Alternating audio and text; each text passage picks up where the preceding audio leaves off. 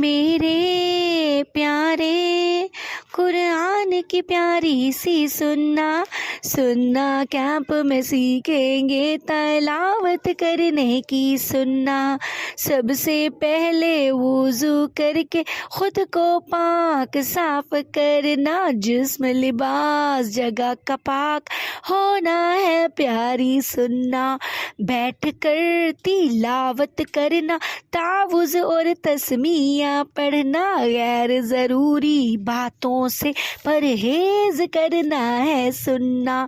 آرام سے اچھی سی آواز میں تجوید سے پڑھنا گر بات کرنی پڑ جائے تو قرآن بند کر کے کرنا دوسرا کوئی پڑھے تو خاموشی سے سننا ہے سننا ہر